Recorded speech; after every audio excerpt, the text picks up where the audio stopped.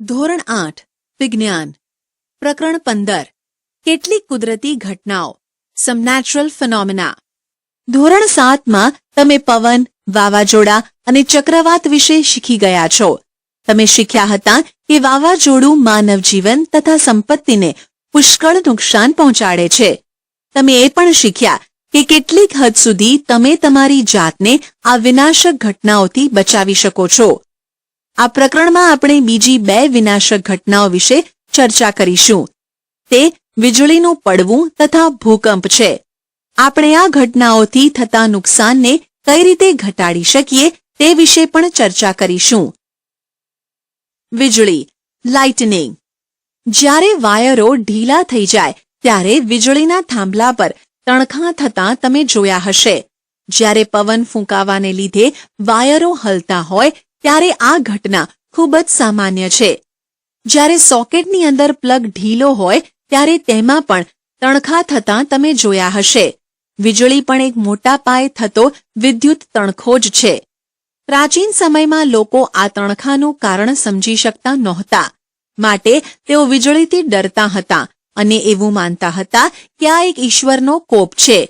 અલબત્ત હવે આપણે સમજીએ છીએ કે વીજળી થવાનું કારણ એ વાદળોમાં એકઠો થતો વીજભાર છે. આપણે વીજળીથી ડરવાનું કોઈ કારણ નથી, પરંતુ આપણે આપણી જાતને ભયાનક વીજ ચમકારાથી બચાવવાના પગલાં લેવા જોઈએ. તણખાઓ વિશે ગ્રીકોનું જ્ઞાન. The sparks that the Greeks new about. અંદાજે ઈસવીસન પૂર્વે 600 ગ્રીક લોકો જાણતા હતા કે જ્યારે અંબર એટલે કે તે ગુંદરનો એક પ્રકાર છે ને ફર રૂંવાટી કે રૂંછડાવાળી સપાટી સાથે ઘસવામાં આવે ત્યારે તે વાળ જેવા હલકા પદાર્થોને આકર્ષે છે. તમે નોંધ્યું હશે કે જ્યારે તમે ઊનના કે પોલિએસ્ટર કપડાં અંધારામાં ઉતારો છો ત્યારે તમારી રૂંવાટી ઊભી થઈ જાય છે અને તમે તણખા પણ જુઓ છો અથવા તડતડ અવાજ સાંભળો છો. 1772માં બેન્જામિન ફ્રેન્કલિન અમેરિકન વિજ્ઞાનીએ દર્શાવ્યું કે વીજળી અને તમારા કપડાંથી થતા તણખા એ આમ તો સમાન ઘટનાઓ છે. જો કે આ ઘટનાને સમજવામાં લગભગ 2000 વર્ષ લાગ્યા. મને આશ્ચર્ય થાય છે કે શા માટે આ ઘટનાની સમાનતા સમજવામાં આટલા વર્ષો લાગ્યા. વૈજ્ઞાનિક શોધો એ ઘણા બધા લોકોની સખત મહેનતનું પરિણામ હોય છે. ઘણીવાર તે ખૂબ વધુ સમય લેતી હોય છે. હવે આપણે વીજભારના કેટલાક ગુણધર્મોનો અભ્યાસ કરીએ. આપણે એ પણ જોઈશું કે તે આકાશમાં થતા વીજળી સાથે કઈ રીતે સંબંધિત છે. ચાલો વીજભારની પ્રકૃતિ સમજવા માટે થોડી પ્રવૃત્તિઓ કરીએ. પણ આ અગાઉ તમે જે રમત તરીકે રમ્યા છો તે યાદ કરો. જ્યારે તમે પ્લાસ્ટિકની ફૂટપટ્ટીને તમારા કોરા વાળ સાથે ઘસો છો ત્યારે ફૂટપટ્ટી કાગળના નાના ટુકડાઓને આકર્ષી શકે છે. ઘસવાથી વીજભારની ઉત્પત્તિ. Charging by rubbing. પ્રવૃત્તિ 15.1. બોલપેનની વપરાયેલી રિફિલ લઈ તેને જોરથી પોલિથીનના ટુકડા સાથે ઘસો. તેને કાગળના નાના ટુકડાઓ નજીક લાવો.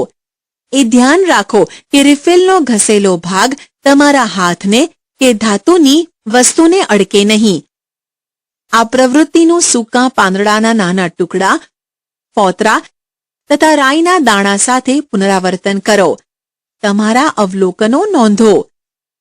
જ્યારે પ્લાસ્ટિકની રિફિલને પોલિથીન સાથે ઘસવામાં આવે છે ત્યારે તે વીજભાર મેળવે છે.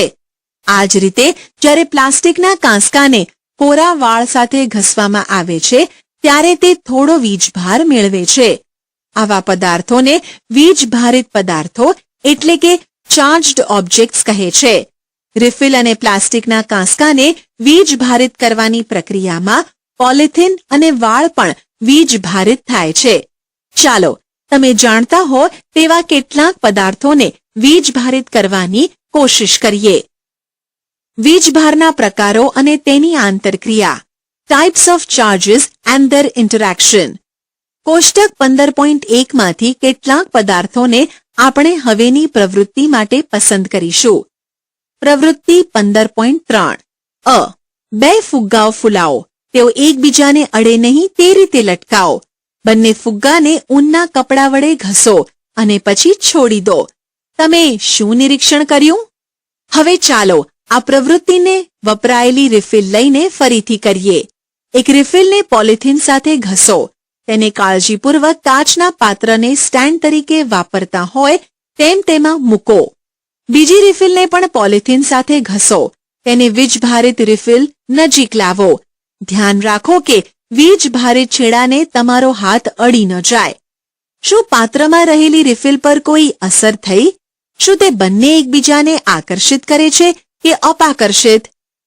આ પ્રવૃત્તિમાં આપણે સમાન પદાર્થોથી બનેલી બે વીજભારિત વસ્તુઓને એકબીજાની નજીક લાવ્યા. ચાલો હવે એ શોધીએ કે જુદા જુદા પદાર્થોની બનેલી બે વીજભારિત વસ્તુઓને નજીક લાવતા શું થાય છે?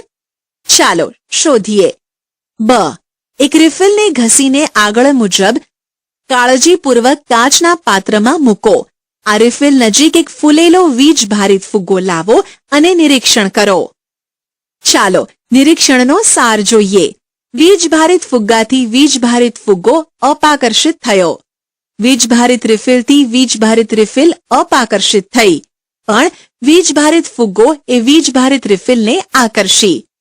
શું તે એવું દર્શાવે છે કે ફુગ્ગા પર રહેલો વીજભાર એ રિફિલ પર રહેલા વીજભારથી જુદો છે? તો શું આપણે એવું કહી શકીએ કે વીજભાર બે પ્રકારના હોય છે? શું આપણે એમ પણ કહી શકીએ કે સમાન પ્રકારના વીજભારમાં અપાકર્ષણ થાય છે અને અસમાન વીજભારમાં આકર્ષણ થાય છે? સામાન્ય રીતે જ્યારે કાચના સળિયાને રેશમ સાથે ઘસવામાં આવે ત્યારે તેના વીજભારને ધન તરીકે લેવામાં આવે છે. બીજા પ્રકારના વીજભારને ઋણ તરીકે લેવાય છે. એવું જોવામાં આવ્યું છે કે જ્યારે વીજભારિત કાચના સળિયાને પોલિથીન સાથે ઘસેલી પ્લાસ્ટિકની સ્ટ્રો નજીક લાવવામાં આવે ત્યારે બંને વચ્ચે આકર્ષણ થાય છે. પ્લાસ્ટિકની સ્ટ્રો પર રહેલા વીજભારના પ્રકાર વિશે તમારું શું માનવું છે?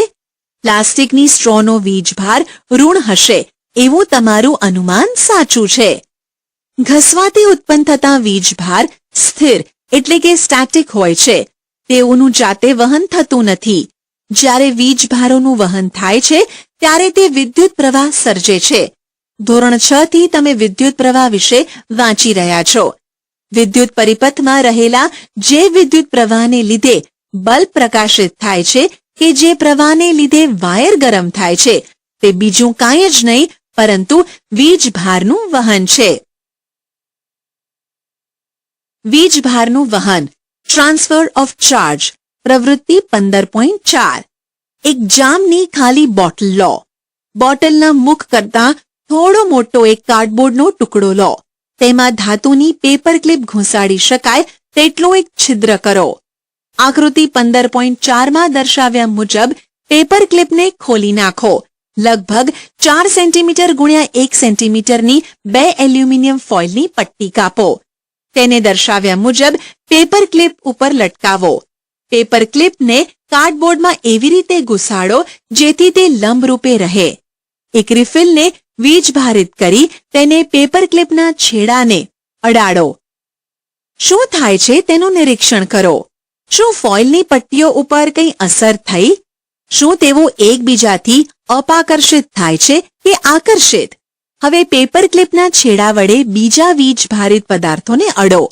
શું બધા જ કિસ્સામાં પટ્ટીઓ સમાન રીતે વર્તે છે? શું આ સાધનને બીજા પદાર્થો વીજભારિત છે કે નહીં તે જાણવા માટે ઉપયોગમાં લઈ શકાય? શું તમે સમજાવી શકશો કે શા માટે પટ્ટીઓ એકબીજાને અપાકર્ષિત કરે છે? પેપર ક્લિપ મારફતે એલ્યુમિનિયમ ફોઇલની પટ્ટીઓને તે જ વીજભાર મળે છે. યાદ રાખો કે ધાતુઓ વિદ્યુતની સુવાહક હોય છે. જે પટ્ટી સમાન વીજભાર ધરાવે છે તે એકબીજાને અપાકર્ષે છે અને એકદમ પહોળી થઈ જાય છે. આવા સાધનનો ઉપયોગ કોઈ પદાર્થ વીજભારિત છે કે નહીં તે ચકાસવા માટે થાય છે. આ સાધનને ઇલેક્ટ્રોસ્કોપ કહે છે. આથી આપણે જાણ્યું કે વીજભારિત પદાર્થ પરથી ધાતુના સુવાહક મારફતે બીજા પદાર્થ સુધી વીજભારનું વહન કરી શકાય છે. હાથ વડે પેપર ક્લિપના છેડાને ધીમેથી અડકો અને તમને ફોઇલની પટ્ટીઓમાં ફેરફાર જણાશે. તેઓ પોતાની મૂળભૂત સ્થિતિમાં આવી જશે. ફોઇલની પટ્ટીને વીજભારિત કરવાની અને પેપર ક્લિપને અડવાની ક્રિયાનું પુનરાવર્તન કરો. દરેક વખતે તમે નોંધશો કે જેવા તમે હાથ વડે પેપર ક્લિપને અડો છો કે તરત જ તે ફોઇલની પટ્ટીઓ મૂળભૂત સ્થાન પર આવી જાય છે. આવું શા માટે થાય છે? આમ થવાનું કારણ એ છે કે ફોઇલની પટ્ટીઓ પોતાનો વીજભાર તમારા શરીર મારફતે પૃથ્વીમાં ગુમાવે છે. આપણે કહી શકીએ કે ફોઇલની પટ્ટીઓ વિદ્યુત વિભારિત એટલે કે ડિસ્ચાર્જ્ડ થઈ.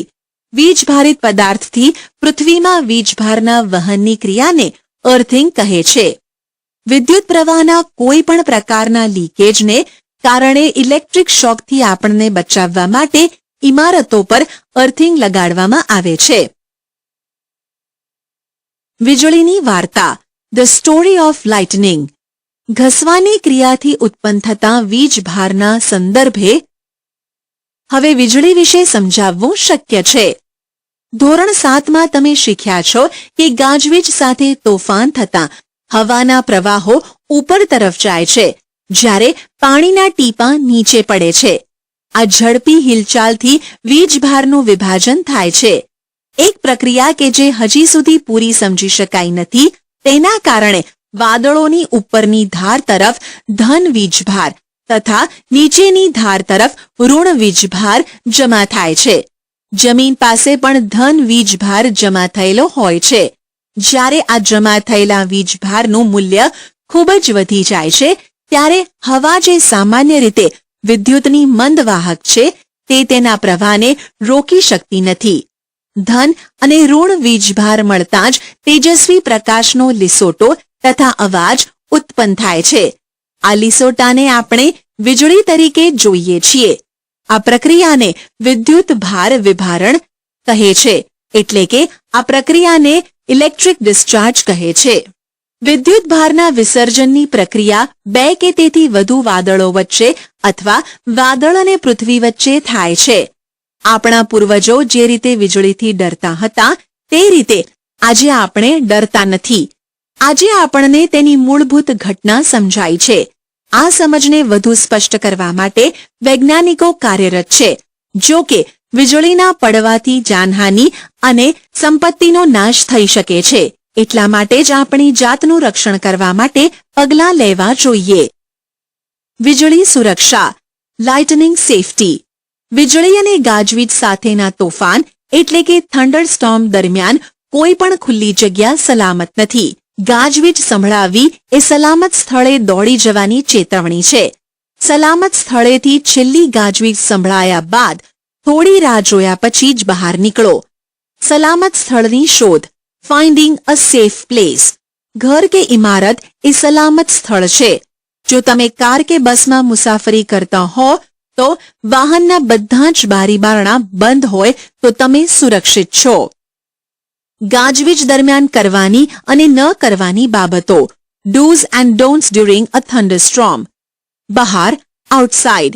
ખુલ્લા વાહનો જેવા કે મોટરસાયકલ, ટ્રેક્ટર, બાંધકામના મશીનો, ખુલ્લી ગાડીઓ સુરક્ષિત નથી. ખુલ્લા મેદાનો, ઊંચા વૃક્ષો, બગીચાના છાપરા તથા છજ્જા કાઢેલા સ્થળો વીજળીના આંચકાથી આપણને બચાવતા નથી. ગાજવીજ સાથેના તોફાન દરમિયાન છત્રી સાથે લઈ જવી એ જરાય સલાહભર્યું નથી. જો જંગલમાં હોય તો નીચા વૃક્ષો નીચે જ આશ્રય લેવો જોઈએ. જો તમે ખુલ્લા મેદાનમાં હોય અને કોઈ જ આશ્રય ઉપલબ્ધ ન હોય તો ઊંચા વૃક્ષોથી દૂર રહો. થાંભલાઓ કે ધાતુના પદાર્થોથી દૂર રહો. મેદાન પર આડા પડવું નહીં, એના કરતાં જમીન પર ઉભડક બેસી જવું. ઘૂંટણ પર હાથ રાખીને બે હાથ વચ્ચે માથું રાખી દેવું. આ સ્થિતિ તમારા પર હુમલો કરવા માટે તમને સૌથી નાનું લક્ષ્ય બનાવી દેશે. ઘરની અંદર, ઇનસાઇડ ધ હાઉસ. વીજળી એ ટેલિફોનના વાયરો, વિદ્યુત વાયરો અને ધાતુની પાઇપ પર ત્રાટકી શકે છે. તમને યાદ છે કે વીજળી એ વિદ્યુતભારનું વિભારણ છે? ગાજવીજ સાથેના તોફાન દરમિયાન આ બધા સાથેનો સંપર્ક ટાળવો જોઈએ. મોબાઈલ ફોન તથા કોર્ડલેસ ફોનનો ઉપયોગ કરવો સલાહભર્યું છે. તેમ છતાં જે લોકો દોરડાવાળો લેન્ડલાઇન ફોન ઉપયોગ કરે છે, તેને ફોન કરવો સલાહભર્યો નથી. વહેતા પાણીનો સંપર્ક ટાળવા માટે ગાજવીજવાળા તોફાન દરમિયાન નહાવું ટાળવું જોઈએ. ટીવી, કમ્પ્યુટર જેવા વીજળીથી ચાલતા સાધનોના પ્લગ કાઢી નાખવા જોઈએ. વીજળીની લાઇટો ચાલુ રાખી શકાય તેઓ કોઈ નુકસાન કરતા નથી. વીજળીના વાહકો લાઇટનિંગ કંડક્ટર્સ. વીજળીના વાહકો એ એવા સાધનો છે જે ઇમારતોને વીજળીની અસરથી બચાવે છે. બાંધકામ સમયે ઇમારત કરતાં ઊંચો એક ધાતુનો સળિયો દિવાલમાં નાખવામાં આવે છે. સળિયાનો એક છેડો હવામાં ખુલ્લો તથા બીજો છેડો ઊંડે દાંટવામાં આવે છે. આ સળિયો વીજભારને જમીનમાં વહન કરાવવાનો સરળ માર્ગ છે. ઇમારતોમાં બાંધકામ દરમિયાન વપરાયેલા ધાતુના સ્તંભ, વિદ્યુત વાયરો અને પાણીની પાઇપો કંઈક અંશે આપણને બચાવે છે, પણ તેમને ગાજવીજવાળા તોફાન દરમિયાન અડશો નહીં. ભૂકંપ અર્થક્વેક્સ. તમે હમણાં જ ગાજવીજ સાથેના તોફાન તથા વીજળી વિશે શીખ્યા. ધોરણ 7માં તમે વાવાઝોડા વિશે શીખ્યા. આ પ્રાકૃતિક ઘટનાઓ મોટા પાયે જાનહાનિ અને સંપત્તિનું નુકસાન કરી શકે છે. નસીબ જોગે કેટલેક અંશે આ ઘટનાઓનું પૂર્વાનુમાન કરી શકાય છે. કેટલાક વિસ્તારોમાં ગાજવીજ સાથેના તોફાનની ચેતવણી હવામાન ખાતું કરી શકે છે. જો ગાજવીજ સાથે તોફાન થાય તો તેની સાથે વીજળી અને વાવાઝોડું થવાની પૂરી સંભાવના છે. માટે આપણને આ ઘટનાથી થતા નુકસાન સામે સલામતીના પગલાં લેવાનો સમય મળે છે. જો કે કુદરતી ઘટના એવી પણ છે જેના વિશે ચોકસાઈથી પૂર્વાનુમાન કરવું શક્ય નથી. તે ભૂકંપ છે. તે મોટા પાયે જાનહાનિ તથા સંપત્તિને નુકસાન કરી શકે છે. ભારતના ઉત્તર કાશ્મીરના ઉરી અને તંગધાર ગામમાં 8 ઓક્ટોબર 2005ના રોજ એક મોટો ભૂકંપ આવેલો. એ પહેલા 26મી જાન્યુઆરી 2001ના રોજ મોટો ભૂકંપ ગુજરાતના ભુજ જિલ્લામાં આવેલો. પ્રવૃત્તિ 15.5.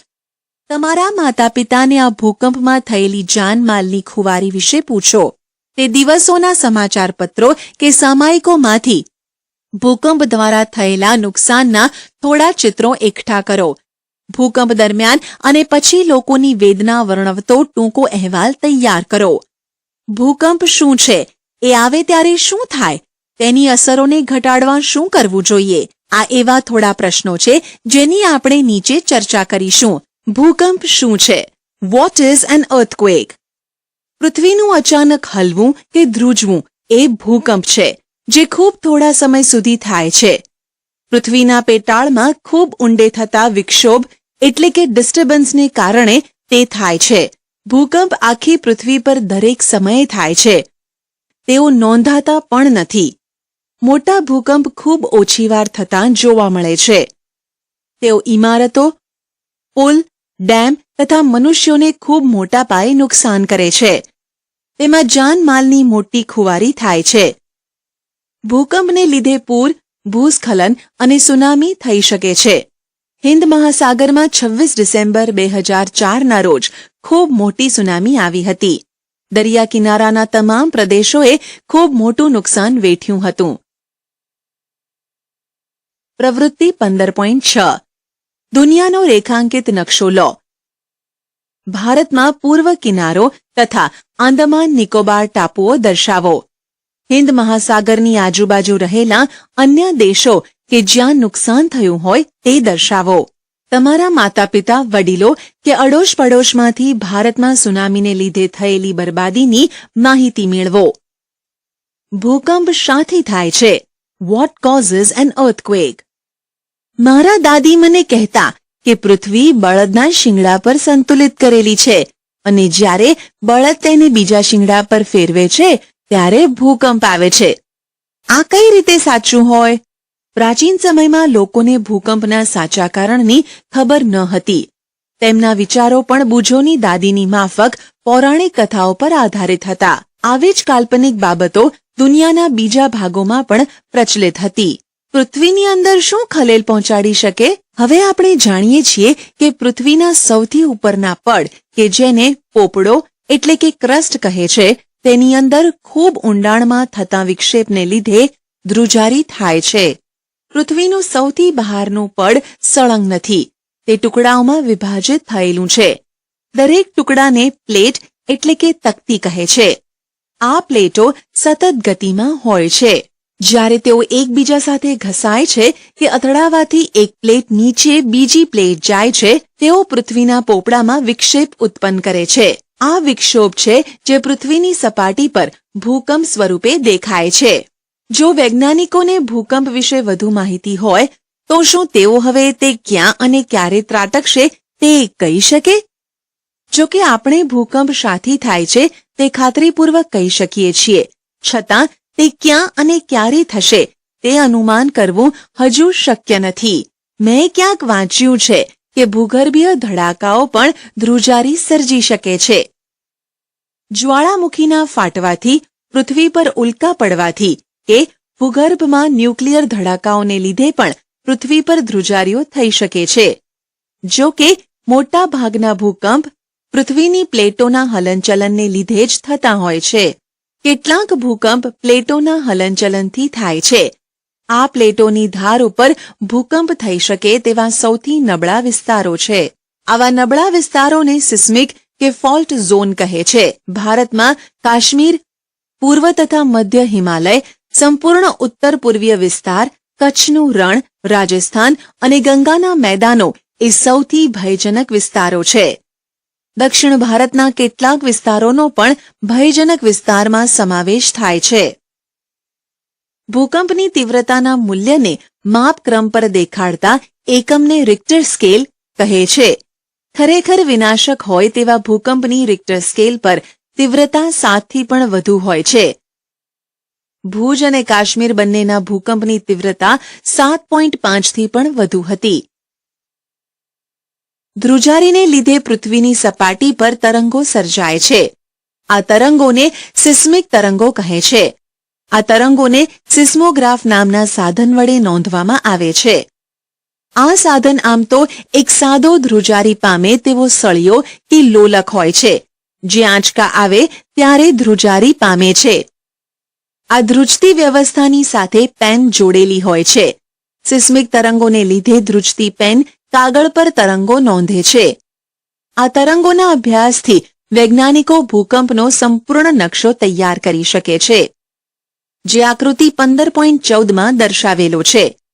તેઓ તેના વિનાશની તીવ્રતાનું અનુમાન પણ કરી શકે છે. વિજ્ઞાનના અન્ય માપક્રમની જેમ જ રિક્ટર સ્કેલ પણ રૈખિક નથી. આનો મતલબ એ થયો કે 4ની તીવ્રતાવાળા ભૂકંપ કરતાં 6ની તીવ્રતાવાળા ભૂકંપની તીવ્રતા 1.5 ગણી હોતી નથી. હકીકતમાં તીવ્રતામાં 2નો વધારો થવો અને એનો મતલબ તેની વિનાશકતા 1000 ગણી વધુ હોય છે. આથી 6ની તીવ્રતાનો ભૂકંપ 4ની તીવ્રતાના ભૂકંપ કરતાં 1000 ગણી વધુ વિનાશક શક્તિ ધરાવે છે. ભૂકંપ સામે રક્ષણ, પ્રોટેક્શન અગેન્સ્ટ અર્થક્વેક્સ. આગળના પાનાઓ પર જાણ્યું કે ભૂકંપનું પૂર્વાનુમાન થઈ શકતું નથી.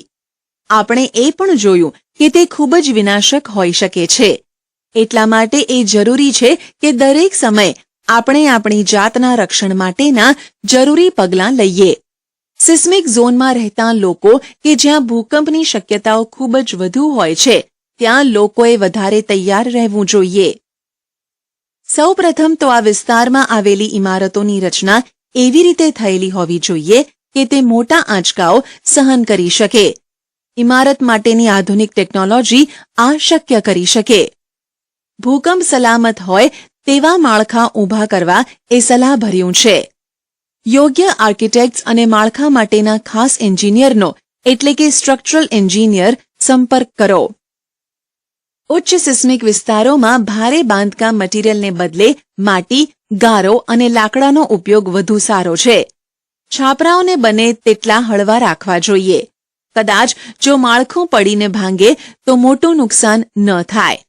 કબાટ અને છાજલીઓ દિવાલ સાથે લગાડેલા હોય તો સારું પડે, જેથી તે સરળતાથી પડી ન જાય. જ્યારે દિવાલ, ઘડિયાળ, ફોટોફ્રેમ કે પાણીના ગીઝરો લટકાવો ત્યારે ધ્યાન રાખો કે ભૂકંપ આવે ત્યારે તે લોકો ઉપર ન પડે. કેટલીક ઇમારતોમાં ભૂકંપ સમયે આગ લાગે છે, માટે જરૂરી છે કે બધી ઇમારતો, ખાસ કરીને ઊંચી ઇમારતોમાં અગ્નિશામકો ચાલુ સ્થિતિમાં હોય. કેન્દ્રીય ઇમારત સંશોધન કેન્દ્ર સેન્ટ્રલ બિલ્ડિંગ રિસર્ચ ઇન્સ્ટિટ્યૂટ રૂરકીમાં ભૂકંપ અવરોધક ઇમારતો કઈ રીતે તૈયાર કરવી તેના પર કાર્ય થયું છે. ગુજરાતમાં ભૂકંપ પર સંશોધન કરતી સંસ્થા ISR institute of seismographic research Gandhinagar મુકામે આવેલ છે. ભૂકંપ થવાની ઘટનામાં તમારી જાતને બચાવવા નીચેના પગલાં લો. 1. જો તમે ઘેર હો તો ટેબલ નીચે આશ્રય લો અને ધ્રુજારી બંધ થાય ત્યાં સુધી તે જગ્યાએ જ રહો. તમારી પર પડી શકે તેવી ઊંચી અને ભારે વસ્તુઓથી દૂર રહો. જો તમે પથારીમાં હો તો ઊભા ન થાવ. તકિયાથી માથાનું રક્ષણ કરો. 2. જો તમે બહાર હો તો ઇમારતો, વૃક્ષો તથા ઉપરથી પસાર થતી વિદ્યુતની લાઇનોથી દૂર ખુલ્લું સ્થળ શોધો. જમીન પર બેસી જાઓ. જો તમે મોટર કે બસમાં હો તો બહાર ન આવો. વાહન ચાલકને ધીમે ધીમે ખુલ્લા સ્થળ સુધી ચલાવવાનું કહો. જ્યાં સુધી ધ્રુજારી ન અટકે ત્યાં સુધી બહાર ન આવો.